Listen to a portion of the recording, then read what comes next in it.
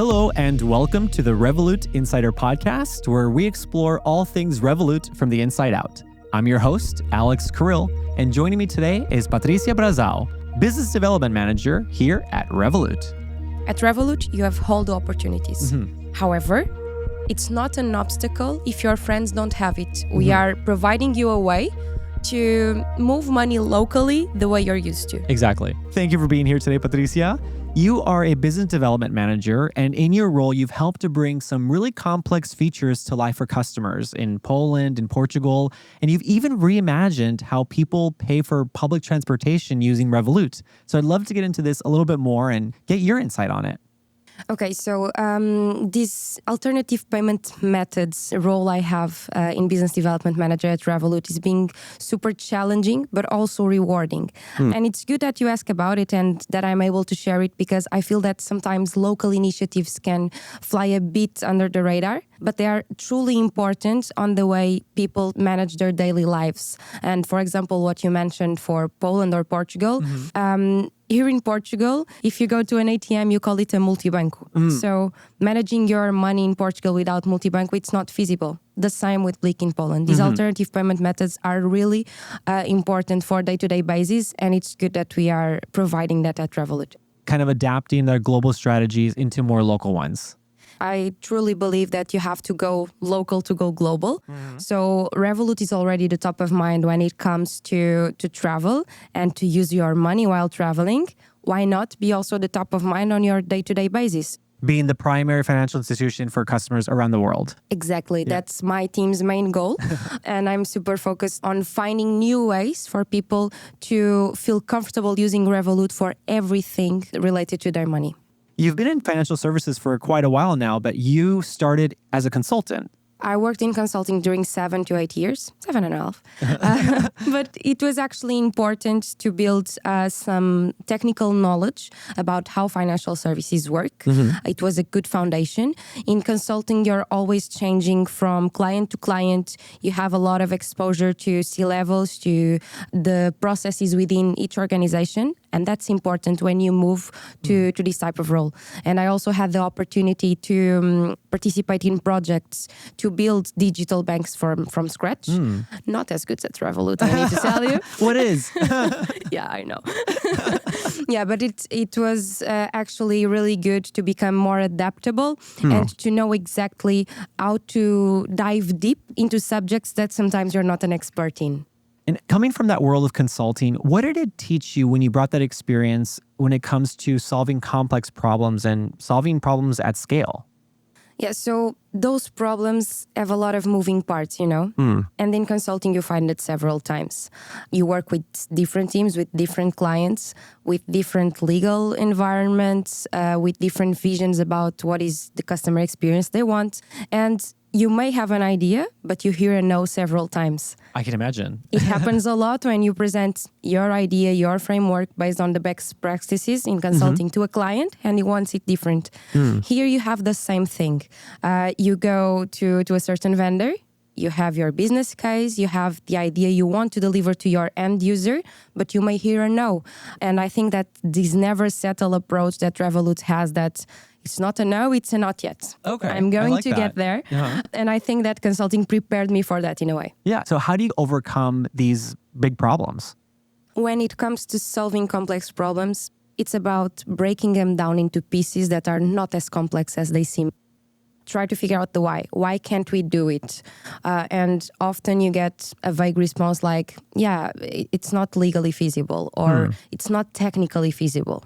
And then you need to be more curious and say, yeah, I'm not a lawyer, but explain me. Yeah, I'm not an engineer. I don't know how this product works, but what's the exact blocker that is preventing you for giving me what I need and what I believe is the best experience? And then we go from there and we try to figure out ways to overcome it. In my 2 projects, the 2 most important ones that we mentioned, BLIK and Multibanco, we had several concessions that no other issuer in the world has at this moment. It takes time, it takes being persistent, but yeah, you need to break down and push your limits. I mean, bringing BLIK to Poland and bringing Multibanco to Portugal, these are really ambitious projects. Let's start with BLIK. Can you give an insight into what that is and how you manage to give customers in Poland access to it? Yeah, so let's start by what it is. BLIK is the most important alternative payment method in Poland. It allows you to pay in e-commerce, in physical stores with T6-digit codes, also to withdraw money from ATMs with those codes. It allows you to send peer-to-peer transactions with a phone number alias, and it's widely used. It has over 50% coverage of the market in Poland. Yeah, so if you ask Polish people if they pay with BLIK, I mean, they use it around 7 times a day. Incredible. This is how important it is. And it was super challenging to deliver it because these local schemes usually require you to have a local branch. Okay. And we don't have it in Poland. And even though we already offer virtual IBANs in Poland with one of our partners, we are not part of the local settlement system. Okay.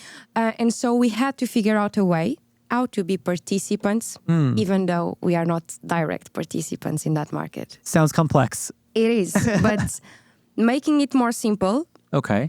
Basically, the regulator changed the law. Wow. Changed BLIK scheme rules to make us able to be participants. And what's in it for them? Why should they cater to Revolut? Why should they change their regulations, like you mentioned, in order for us to be partners with them? When you are part of Revolut and when you're negotiating your deals, you cannot forget what Revolut is. We have over 60 million customers worldwide. And that's a huge stake for any participant, any alternative payment method. What we can bring to the table, having this amount of people using us on a regular basis on each market, also widens up the opportunities for any other partner to grow. So you're basically becoming this industry leader that is changing the regulations, but also we're opening for other participants and other competitors even that might want to gain access to BLIK. The goal, and most financial institutions are going that way, is to making the payment systems interoperable, to stop having barriers to moving money in the most different ways, most different methods among countries. You can see that already with Multibanco and Bizum, for example. They already have an interoperability initiative. It's already possible to send money from a Multibanco account to a Bizum account using the phone number alias. And this is growing across Europe.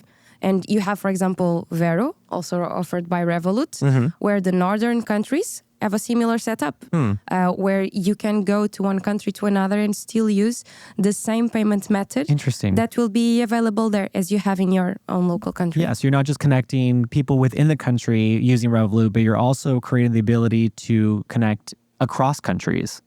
Yes, that's true. And if you think about it, that was the goal of Revolut all along.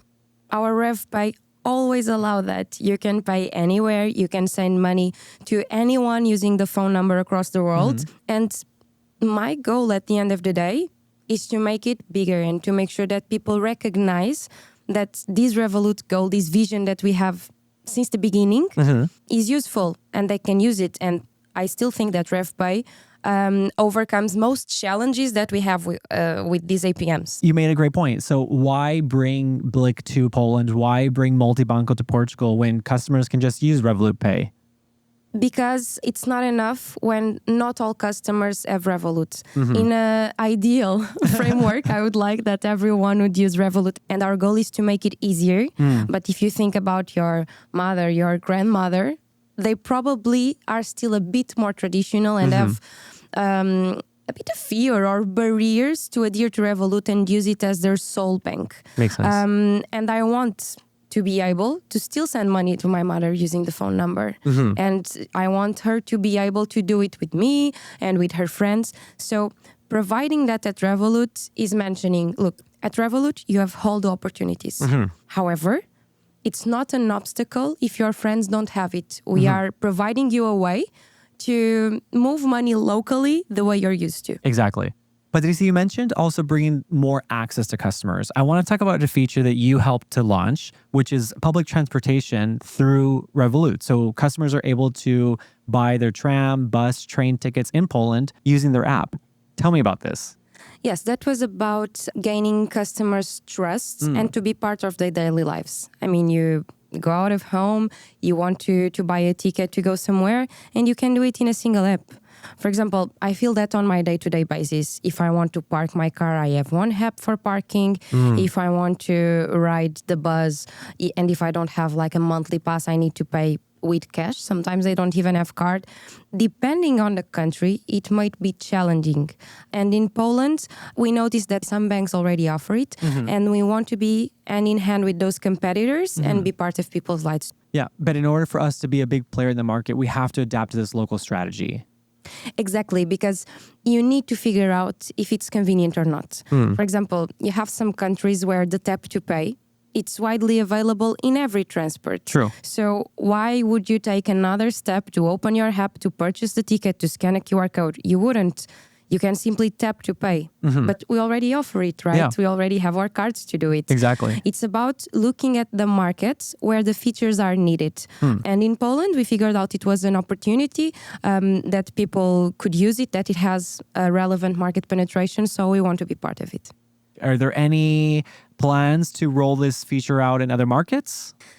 I mean, there are always plans to roll out features in more markets. We are always looking at our customers' needs, what they desire, and your feedback. Okay. We already got something similar from other local champions, but it's a matter of tackling the challenges.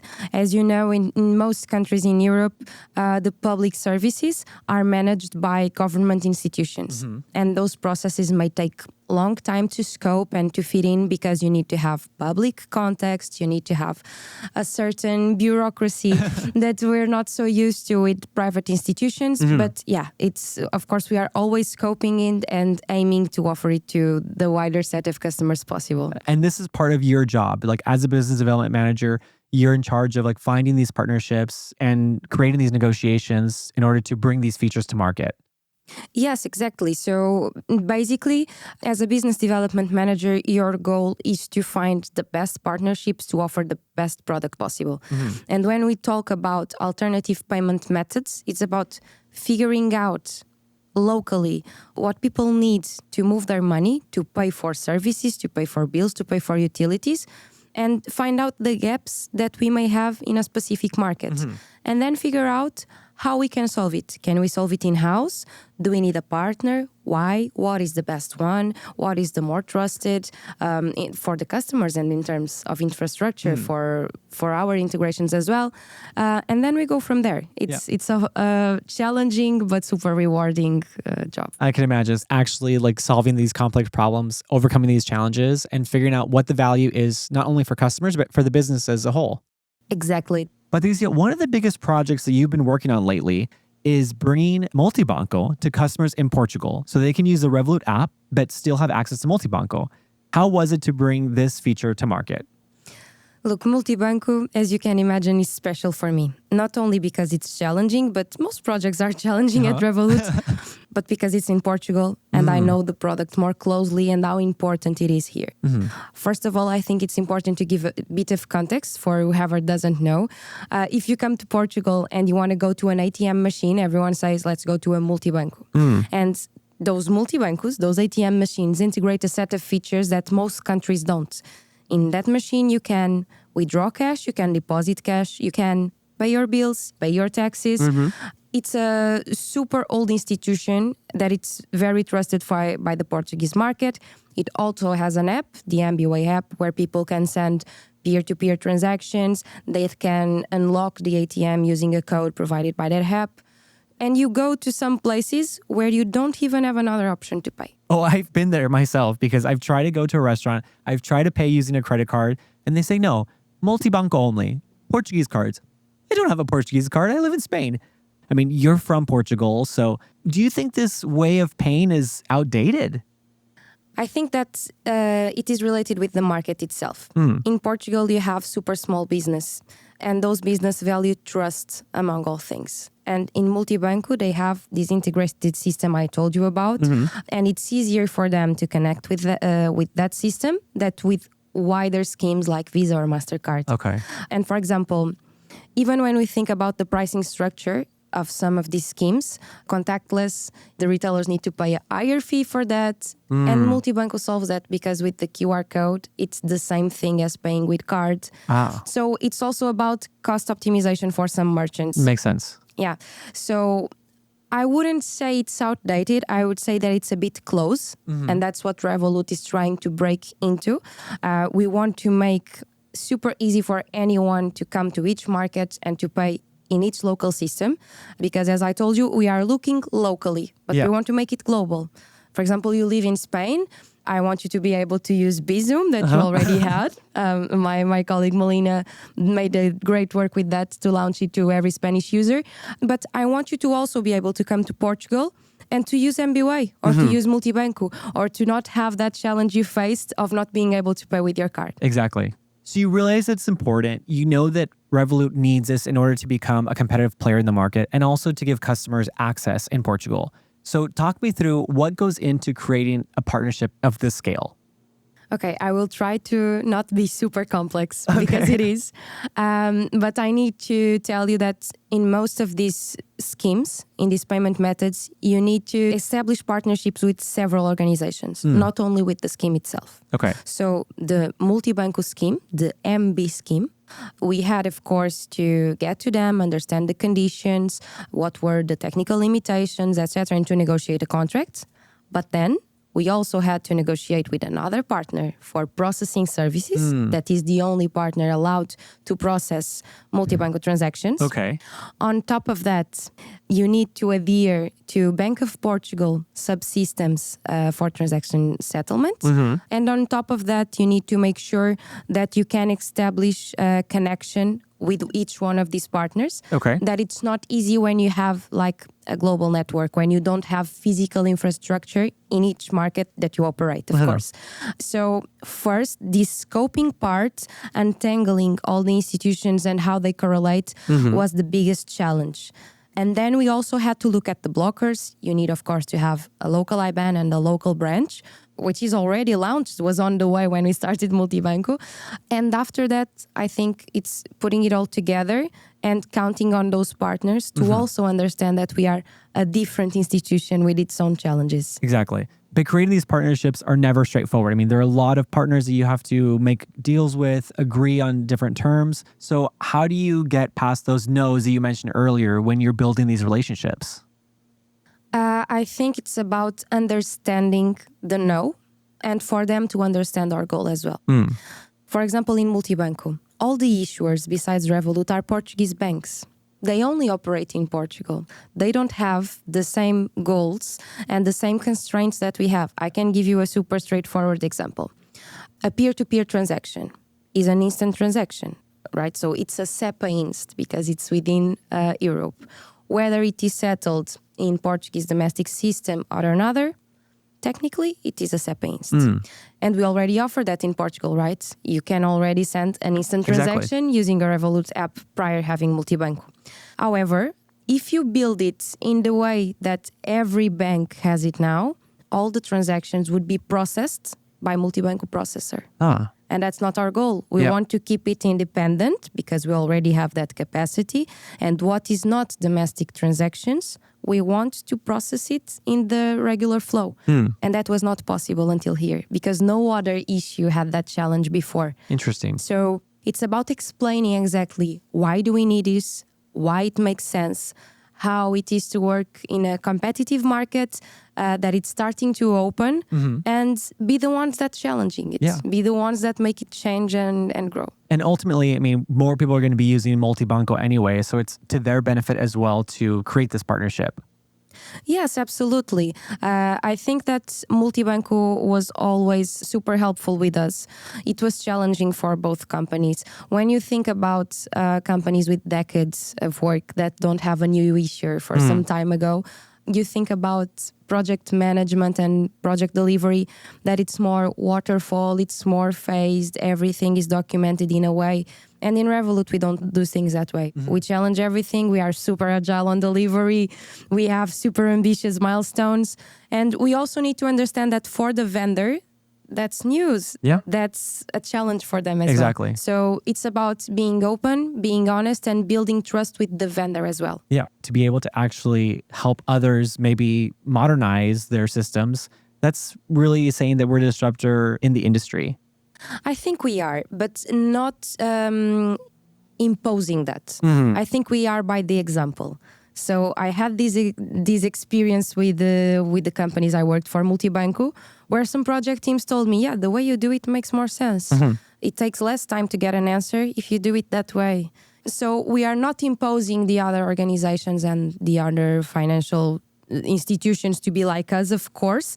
But I think that the same way we are looking locally to get the best practices within Revolut, they are doing the same. They are really looking at Revolut and taking what we are doing better. Makes sense. Yeah. Kind of being the example, as you mentioned. Exactly. I think your approach to creating these partnerships and overcoming these no's are a great example of incorporating this never settle mindset. But for you personally, how do you manage these seemingly more daunting challenges and projects that you're working on? Because they're really high stakes commitments. I think it's about the purpose. At the end of the day, you can rest your head thinking that this will change people's life. This will change the way financial services work.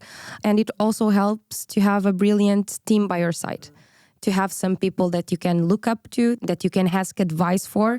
And when you look at Revolut trajectory, these disruptive mindsets, a lot of things that seemed impossible in the past are now our day-to-day basis. Yeah. And that helps get out of these challenges. Yeah. And we hear a lot of people getting burnt out. And it's not just in the finance industry or in tech, it's across industries. So how do you avoid burnout when trying to apply this never settle mindset? I believe that burnout was glorified some time ago. That culture of your life is about work and you need to deliver. We are way over that.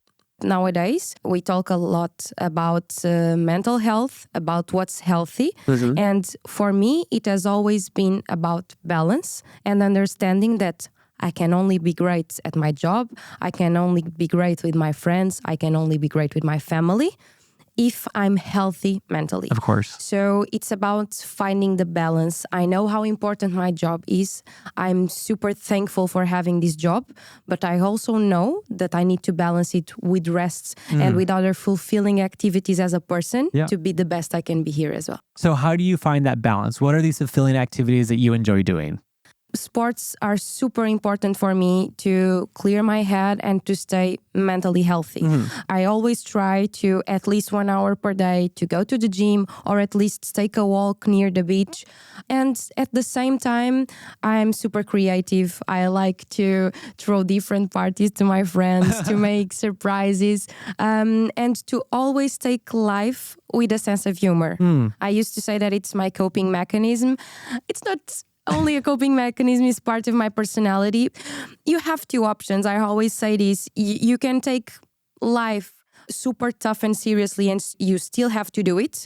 Or you can do the exact same thing with more lightness, without the pressure. So I try to laugh about it and move on. Not taking life too seriously, even though we're doing really serious things. Exactly. Understand how serious it is, but understand that you need to be rested and you need to be with your head cleared to do it correctly. I love that. And, thinking about where you are now and looking back at how far you've come, what advice do you think you would have liked to hear when you were younger?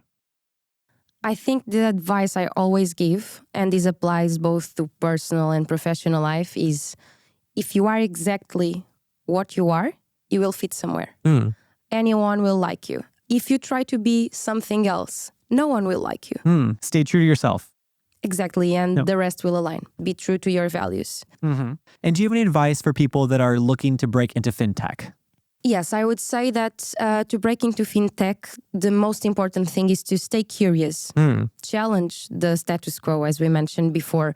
Fintech is always evolving.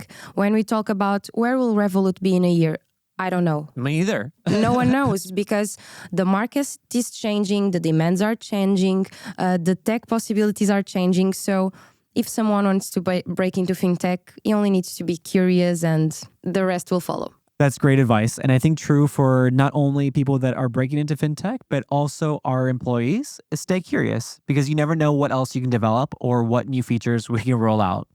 Personally, within Revolut, I learn a lot from other teams. It's amazing, and having all those insights make you a better professional. You don't need to be an expert on everything, but if you stay curious, you will for sure be a better professional at what you do. I think that helps just have a general understanding as well. So you can bring your best self to work. Yes. And that helps with the burnout question as well. Yeah, that's true. Right? So if you have like a team, if you feel included, if you feel that together you're working on different things, but for a purpose, everything is easier. I couldn't agree more. All right, Patricia. Well, thank you so much again for being here. I really appreciate you giving us some insight into what goes into being a business development manager and your work on bringing customers in Portugal, Multibanco. So thank you. Thank you, Alex. I'm super glad I could share this with our community, and I hope I can inspire someone to do the same. I have no doubt. And for those listening, thank you so much for tuning in. You can follow us to see what we're up to on Instagram at Revolut Insider and subscribe so you don't miss an episode.